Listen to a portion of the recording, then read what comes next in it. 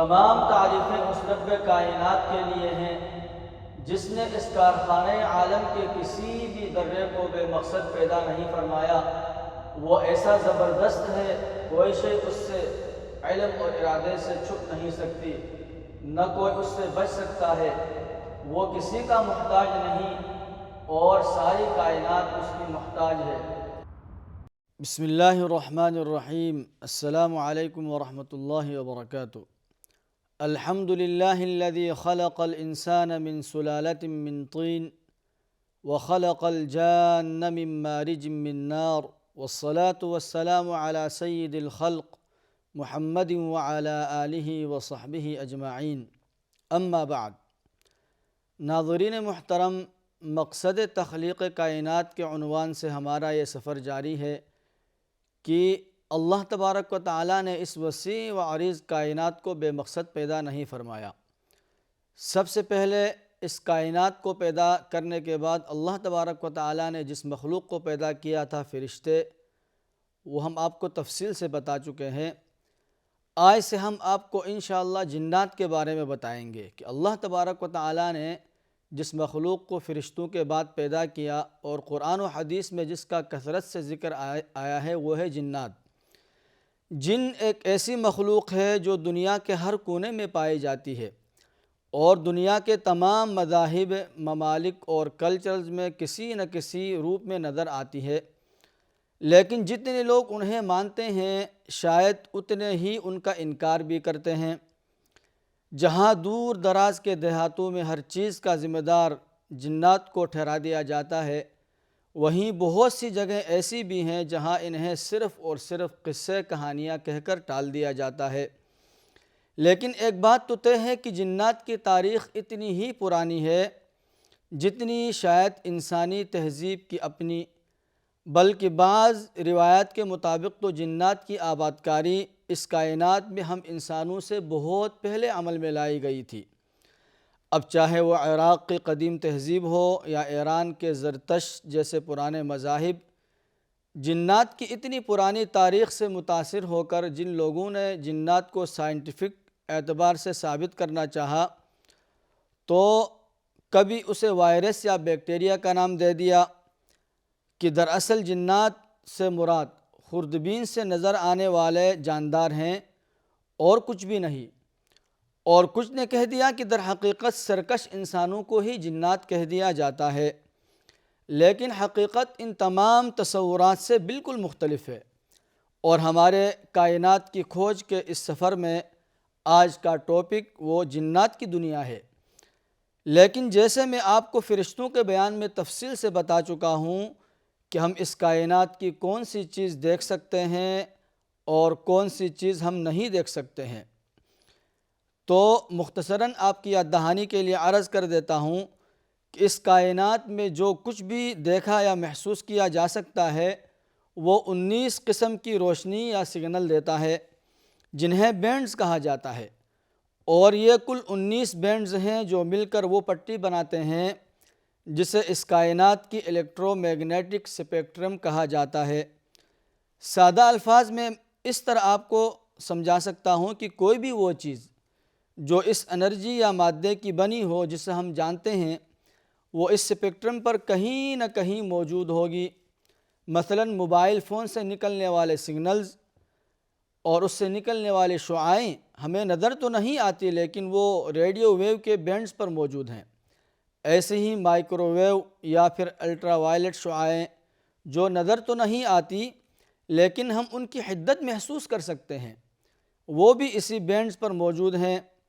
البتہ اس پٹی پر ultra violet اور انفراریڈ کے درمیان ایک چھوٹا سا حصہ پایا جاتا ہے جو اتنا چھوٹا ہے کہ اس پوری پٹی کا صرف 0.0035% حصہ ہے، اور اس چھوٹے سے حصے کا نام ہے ویزیبل سپیکٹرم، اور صرف یہی وہ حصہ ہے جو ہمیں نظر آتا ہے، وہ حصہ جو 7 رنگوں سے بنی روشنی کا حصہ ہے جسے ہماری آنکھیں دیکھ پاتی ہیں۔ آپ اس کا مطلب سمجھتے ہیں؟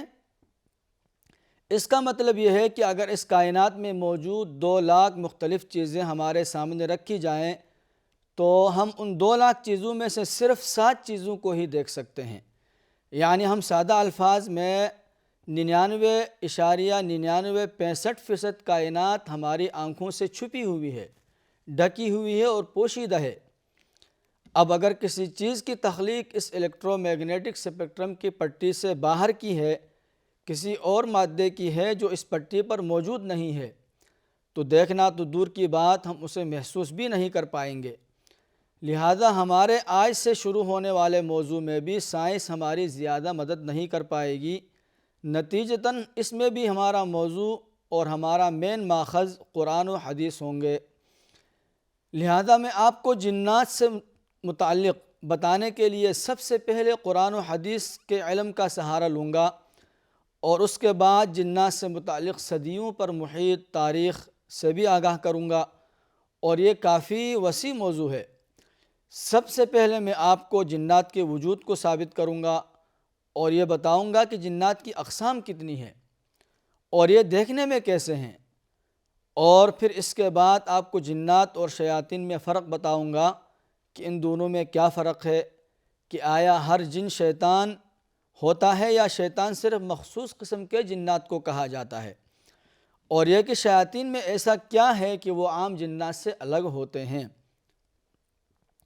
پھر مزید آگے میں آپ کو ایک مخصوص شیطان کے بارے میں بتاؤں گا جو اپنی عمر، اپنی صلاحیت اور اپنی سرکشی میں باقی تمام جنات سے طاقتور ہے، اور پھر سب سے آخر میں ایک ایسے شیطان جن کے بارے میں بتاؤں گا جو ہماری پیدائش سے لے کر مرنے تک ہمارے ساتھ رہتا ہے، یعنی ہمارا ہمزاد۔ لیکن سب سے پہلے سوال کہ جن آخر ہے کیا؟ ایک بات تو تقریباً آپ سب نے ہی سن رکھی ہوگی کہ عربی لفظ جن، اس کا مطلب ہے وہ چیز جو نظر نہ آئے، اسی لیے جنت، جہنم اور جنین یعنی ماں کے پیٹ میں موجود نوزائیدہ، اور جان یعنی کہ زندگی، ان جیسے الفاظ کا ماخذ یہی لفظ جن ہے۔ اب جس جن یا جنات کے متعلق میں آپ کو آج بتانے والا ہوں، وہ ایک زندہ، جیتی جاگتی اور کھاتی پیتی مخلوق ہے جنہیں ہماری نگاہیں نہیں دیکھ سکتی ہیں۔ اور ہماری نگاہیں انہیں کیوں نہیں دیکھ سکتی ہیں؟ سورہ رحمان اور سورہ حجر میں اس کا جواب ہے۔ سورہ رحمان آیت نمبر 14 اور 15، خلق الانسان من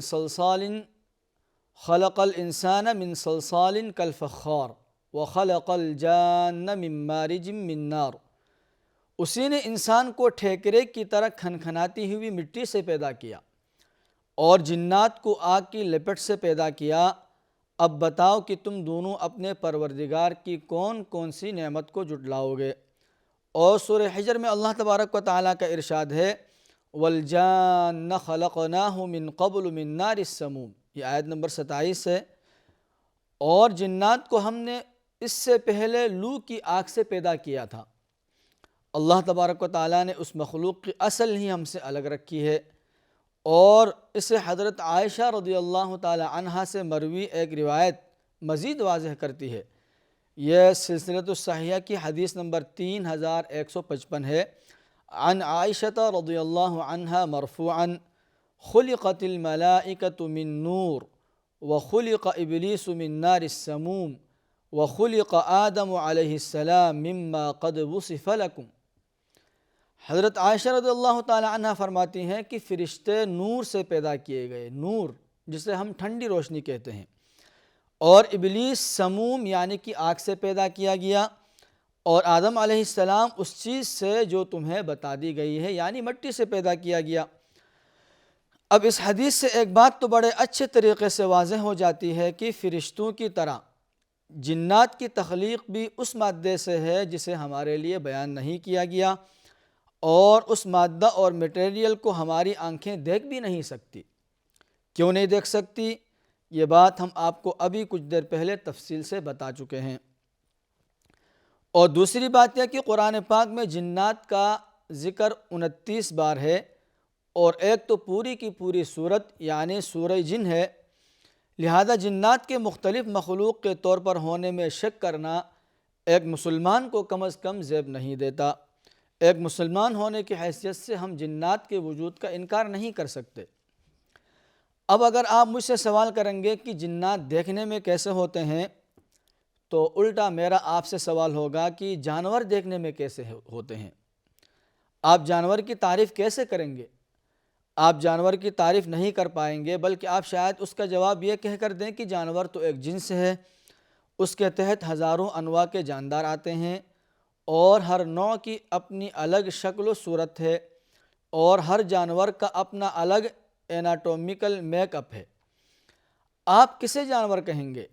شیر جیسا نظر آنے والی چیز کو، یا زرافے جیسے والے جسم کو، یا پھر رینگنے والے کسی مگرمچھ جیسے کو، یا پھر سانپ جیسے چیز کو آپ جانور کہیں گے؟ یقیناً ہر جانور کی اپنی الگ شکل و صورت ہے۔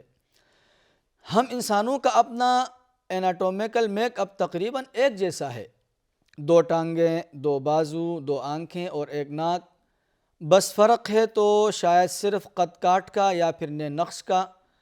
لیکن جیسے جانور کی پوری فزیالوجی پوری کی پوری مختلف ہوتی ہے، بالکل ویسے ہی جنات کی مختلف قسمیں اور شکلیں ہوتی ہیں، وہ دیکھنے میں ایک دوسرے سے بالکل مختلف ہوتے ہیں، اور آگے چل کر میں آپ کو تفصیل سے ان کے متعلق بتاؤں گا۔ اب جنات اللہ تبارک و تعالیٰ کی ایک بہت ہی متنوع مخلوق ہے، اور مشکاۃ شریف میں ابو ثعلبہ خشنی رضی اللہ تعالی عنہ کی ایک روایت ہے، یہ مشکاۃ کی حدیث نمبر 4148 ہے۔ فرماتے ہیں کہ الجن ثلاثۃ اصناف صنف لہ اجنحہ یطیرون فی الہواء، وصنف حیات وکلاب، وصنف یحلون ویضعنون۔ حضرت ثعلبہ خشنی رضی اللہ تعالی عنہ روایت کرتے ہیں کہ جنوں کی 3 قسمیں ہیں۔ ایک قسم کے وہ جن ہیں جو ہوا میں اڑتے ہیں، اور ایک قسم سانپوں اور کتوں کی ہے، اور ایک یہ ہے کہ وہ پڑاؤ ڈالتے ہیں اور کوچ کرتے ہیں۔ اس حدیث سے بہت واضح اور وضاحت سے پتہ چل جاتا ہے کہ جنات میں سے کچھ ایسے جنات بھی ہیں جو آسمانوں میں اڑتے پھرتے ہیں۔ جگہ اور فاصلے یہ چیزیں ان کے لیے معنی نہیں رکھتے، اور اس بات کو کنفرم سورہ جن کی وہ آیات کرتی ہیں جہاں وہ کہہ رہے تھے کہ اس قرآن کے نازل ہونے سے پہلے ہم باتیں سننے کے لیے آسمان میں جگہ جگہ بیٹھ جایا کرتے تھے۔ یہ سورۃ الجن کی کچھ آیتیں ہیں، آیت نمبر 8 سے میں پڑھتا ہوں۔ وَأَنَّا لَمَسْنَا السَّمَاءَ فَوَجَدْنَاهَا مُلِئَتْ حَرَسًا شَدِيدًا وَشُهُبًا وَأَنَّا كُنَّا نَقْعُدُ مِنْهَا مَقَاعِدَ لِلسَّمْعِ فَمَنْ يَسْتَمِعِ الْآنَ يَجِدْ لَهُ شِهَابًا رَّصَدًا۔ اس کا ترجمہ آپ کو بتاتا ہوں کہ اور یہ کہ ہم نے آسمان کو ٹٹولنا چاہا تو ہم نے پایا کہ وہ بڑے سخت پہرے داروں اور شعلوں سے بھرا ہوا ہے۔ یہ جنات کہہ رہے ہیں آپس میں، اور یہ کہ ہم پہلے سنگن لینے کے لیے آسمان کی کچھ جگہوں پر جا بیٹھا کرتے تھے، لیکن اب جو کوئی سننا چاہتا ہے وہ دیکھتا ہے کہ ایک شعلہ اس کی گھات میں لگا ہوا ہے۔ دراصل اس پورے واقعے کا آغاز سورۃ الاحقاف میں اس طرح ہوتا ہے کہ یاد کریں جب ہم نے جنات کی ایک جماعت کو آپ کی طرف متوجہ کیا کہ وہ قرآن سنیں۔ یہ سورہ احقاف کی آیت نمبر 29۔ وَإِذْ صَرَفْنَا إِلَيْكَ نَفَرًا مِّنَ الْجِنِّ يَسْتَمِعُونَ الْقُرْآنَ فَلَمَّا حَضَرُوهُ قَالُوا أَنصِتُوا فَلَمَّا قُضِيَ وَلَّوْا إِلَىٰ قَوْمِهِمْ مُنذِرِينَ۔ اور اے پیغمبر یاد کرو جب ہم نے جنات میں سے ایک گروہ کو تمہاری طرف متوجہ کیا کہ وہ قرآن سنیں، چنانچہ جب وہ وہاں پہنچے تو انہوں نے ایک دوسرے سے کہا کہ خاموش ہو جاؤ۔ پھر وہ پڑھا جا چکا تو وہ اپنی قوم کے پاس انہیں خبردار کرنے کے لیے واپس پہنچے۔ انہوں نے کہا کہ اے ہماری قوم کے لوگوں، یقین جانو ہم نے ایک ایسی کتاب سنی ہے جو موسیٰ علیہ السلام کے بعد نازل کی گئی ہے، اپنے سے پہلے کتابوں کی تصدیق کرتی ہے، حق بات اور سیدھے راستے کی طرف رہنمائی کرتی ہے۔ اے ہماری قوم کے لوگوں، اللہ کے داعی کی بات مان لو اور اس پر ایمان لے آؤ، اللہ تمہارے گناہوں کو معاف کر دے گا اور تمہیں ایک دردناک عذاب سے پناہ دے گا۔ اور جو کوئی اللہ کے داعی کی بات نہ مانے وہ ساری زمین میں کہیں بھی جا کر اللہ کو عاجز نہیں کر سکتا، اور اللہ کے سوا اس کو کسی قسم کے رکھوالے بھی نہیں ملیں گے، اور ایسے لوگ کھلی گمراہی میں ہیں۔ یہ تو سورہ احقاف میں موجود جنات کی گفتگو ہوئی، لیکن یہ واقعہ دراصل مکہ کے قریب ایک صحرائی وادی نخلہ میں پیش آیا تھا، جہاں آپ صلی اللہ علیہ وسلم اپنے اصحاب کو فجر کی نماز پڑھا رہے تھے۔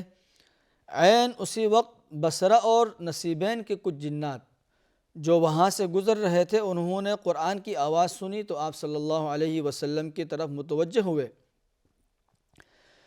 لیکن میں چاہتا ہوں کہ آپ کو یہ واقعہ پورا تفصیل کے ساتھ سناؤں، اس طرح آپ کو جنات کی رسائی اور ان کے سوچنے کے انداز کے بارے میں بھی واضح ہو جائے گا۔ یہ پورا واقعہ بخاری کی ایک حدیث میں ہے۔ یہ بخاری کی حدیث نمبر 373 ہے۔ اس کے راوی ابن عباس رضی اللہ عنہ ہیں۔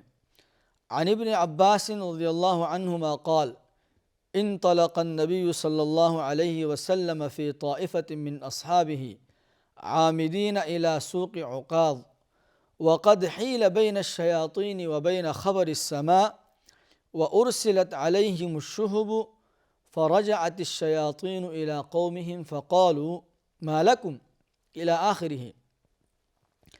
حضرت ابن عباس رضی اللہ عنہ سے روایت ہے کہ نبی کریم صلی اللہ علیہ وسلم ایک مرتبہ چند صحابہ رضی اللہ عنہم اجمعین کے ساتھ عکاظ کے بازار کی طرف گئے، اور انہی دونوں شیاطین کو آسمان کی خبریں لینے سے روک دیا گیا تھا، اور ان پر انگارے یعنی شہاب ثاقب پھینکے جانے لگے تھے۔ تو وہ شیاطین اپنی قوم کے پاس آئے اور پوچھا کہ کیا بات ہے؟ انہوں نے کہا کہ ہمیں آسمان سے خبریں لینے سے روک دیا گیا اور ہم پر شہاب ثاقب پھینکے جاتے ہیں۔ شیاطین نے کہا کہ آسمان کی خبریں لینے سے روکنے کے لیے کوئی وجہ ہو سکتی ہے، اس لیے تم مشرق و مغرب میں ہر طرف پھیل جاؤ اور اس سبب کو معلوم کرو جس کی وجہ سے تمہیں آسمان سے خبریں لینے سے روک دیا گیا ہے۔ چنانچہ جو شیاطین وجہ معلوم کرنے نکلے تھے، ان کی ایک جماعت تہامہ کی طرف گئی، جہاں نبی کریم صلی اللہ علیہ وسلم عکاظ کے بازار کو جاتے ہوئے مقام نخلہ میں اپنے صحابہ کرام کے ساتھ نماز فجر پڑھ رہے تھے۔ جب جنوں کی جماعت نے قرآن پاک سنا تو اسے غور سے سننے لگے، پھر کہا کہ اللہ کی قسم یہی وہ وجہ ہے جو آسمانوں سے آسمان کی خبریں روکنے کا باعث بنی ہے۔ چنانچہ حدیث آگے چلتی ہے اور یہ تفصیل سے واقعہ بیان کیا گیا ہے۔ انشاءاللہ اس کی تفصیل ہم اپنے اگلے نشست میں بیان کریں گے۔ وآخر دعوانا ان الحمد للہ رب العالمین۔